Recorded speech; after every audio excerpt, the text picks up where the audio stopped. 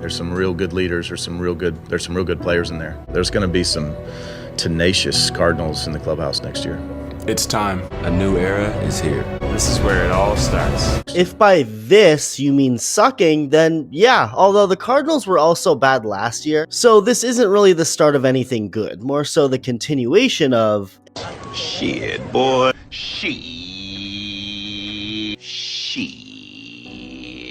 It's the opposite of the way things used to be, the glory years. So welcome all of you to the ones subscribed and the ones not yet subscribed, and when I mention the glory years, I'm not even referring to that long ago. I mean, this was a team most organizations strived to be like, with the San Francisco Giants seemed to be the only team that had full immunity of this devil magic. Other than that, the Cardinals had a field day with ripping the hopes and dreams from other good teams in the postseason. They developed pitching well, they had amazing homegrown hitters, some even being Hall of Famers, they had it all. And they just, to put it simply, played good baseball. They did seemingly everything right with their fundamentals and just everything. This entire 2024 St. Louis Cardinals team feels like a culmination of the failures being built by the franchise over the last several years. Their inability to build any hitting, a manager that thinks he's really cool but really is the biggest hard ass in the game. The farm system is bottom tier despite having several top 100 prospects that have a damn good chance of never reaching their potential because this organization apparently doesn't know how to do such a thing with their homegrown players. The over-reliance on declining veterans that aren't pulling any Benjamin Button moves up their sleeve anytime soon.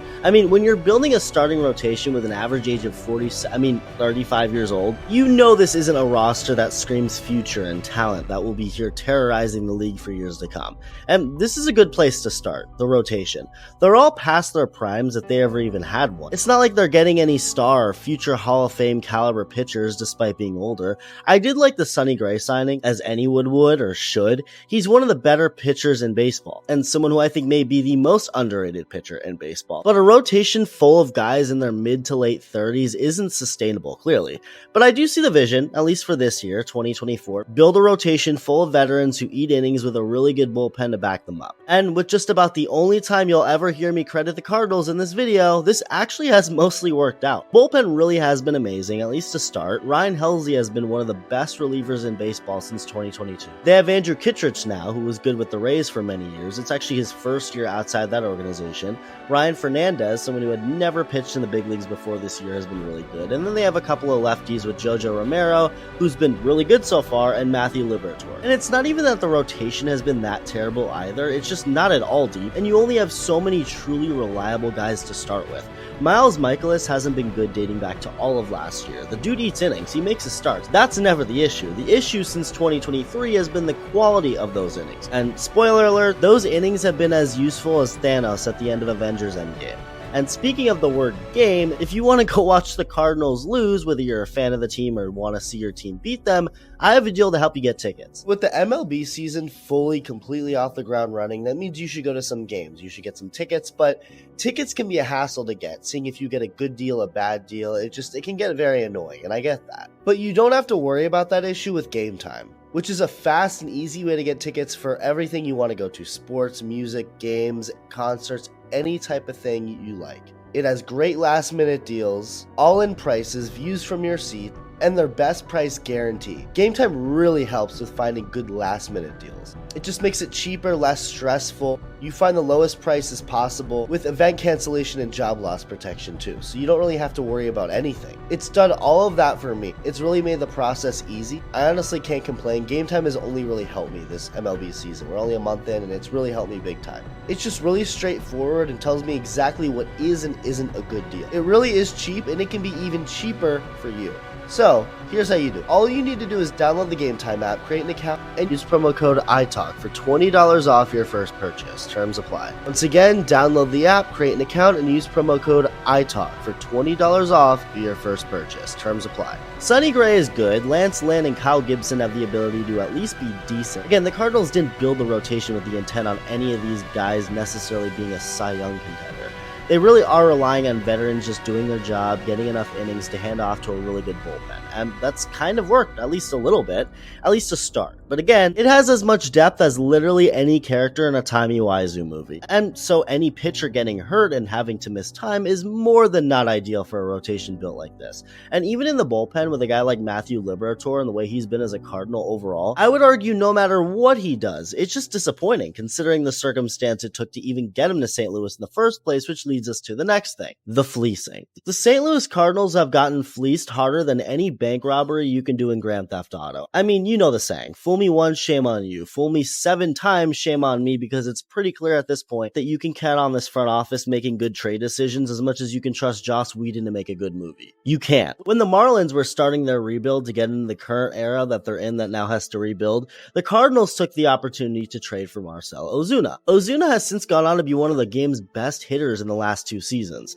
The issue is neither have been with the Cardinals, and he was traded there a long time ago. He hasn't been on the Cardinals in 5 years. He was there for just 1 year, 2019, where he was pretty good, but what the Cardinals gave up far outweighs anything they got from Ozuna that year. Zach Gallen and Sandy Alcantara, both guys who have of course gone on to lead separate rotations, with Sandy winning a Cy Young Award in 2022. Fast forward to December of 2019, and the Cardinals would trade away struggling hitter Adolis Garcia to Texas for cash considerations. Garcia has gone on to hit almost 100 home runs over the span of 3 years, made 2 All-Star teams, and helped lead the Rangers to their first championship in franchise history, winning ALCS MVP in the process. And cash considerations hasn't really done much for the Cardinals. He hasn't been very productive. Let's skip forward to January of 2020, and that's when the Cardinals traded Adolis Garcia's best friend and former roommate, Randy Arozarena, for prospect Matthew Liberatore. Most of you probably understand why I said what I said earlier about Liberatore by now. If not, let me spell it out for you. SportingNews.com has an article, and I wanted to point out a specific paragraph in said article. The Cardinals traded Arozarena and first baseman / outfielder Jose Martinez to the Rays in January of 2020 in exchange for pitching prospect Matthew Liberatore. At the time, the deal seemed like a savvy move by the Cardinals.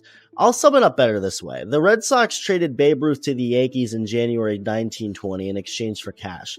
At the time, the deal seemed like a savvy move by the Red Sox. Randy Arozarena immediately showed what the Cardinals were trading away, becoming the postseason leader in home runs that very October, winning Rookie of the Year the next year, becoming an All-Star in 2023. Meanwhile, Liberatore has been a decent middle reliever. Now, this one is more respectable, at least as of now, considering Andrew Kittredge has been very good and is a very good pitcher to have in your bullpen. But me thinks the Cardinals should just stop trading with the Rays. The guy they traded away this time, Richie Palacios, is already showing some promise and potential at being an everyday solid big league bat. Deja vu. Tyler O'Neill has struggled bad the last couple of years while also being hurt. Cardinals trade him to the Red Sox, and he's been one of the best and most powerful hitters in baseball to start 2024. And then you have the players the Cardinals didn't trade but let go to other teams in free agency only to be better than they were in St. Louis, like Jordan Hicks specifically, who's become a really good starting pitcher now. Specifically on the topic of O'Neill and Palacios and Arozarena and Garcia, that leads us to the next Cardinals problem. St. Louis being as good at developing hitters as they are reducing the city's crime rate. Now, I'm no hitting coach or coach of literally anything, but when you constantly have a flow of hitters who don't find success or reach their full potential that you then trade or move on from them only for them to find that success and potential in other organizations, I think your organization is just really bad at developing hitters. Just a theory, though. We already went over Garcia, Randy, and Palacios, and O'Neill is something Cardinals general manager John Mozeliak even predicted and joked about over the offseason, saying with a grin that O'Neill will probably get MVP votes on the team he's traded to, before acknowledging they've made mistakes with trades, but saying that they're human and they're not going to bat 1,000, which is totally fine. You may not bat 1,000. Nobody will. That's okay. The issue is when you're batting 100. And speaking of Tyler O'Neill and his final days as a Cardinal leading to his redemption in Boston, that leads us to the next issue, the manager. I didn't know anything about Oliver Marmol when he was strangely hired to replace Mike Shildt after leading the team to the postseason, and I still don't know too much other than the fact that he's probably the last manager I'd ever want to play for. He seems to call every one of his own players out. He gives off this vibe that he's the man, that he's the coolest guy in the room or field or wherever the hell he is. He's disrespectful even to literal old security guards who mean no harm. Oh, and yeah, the team sucks with him. That's kind of important too. Last year, Marmol went all in on Tyler O'Neill for not hustling around third base on a play at the plate. Yeah, we got a lot of guys playing really hard. That's not our style of play as far as the effort around in the bag there. saying that they have a lot of guys playing really hard and that's not their style of play as far as the effort rounding the bag in that instance, calling it unacceptable.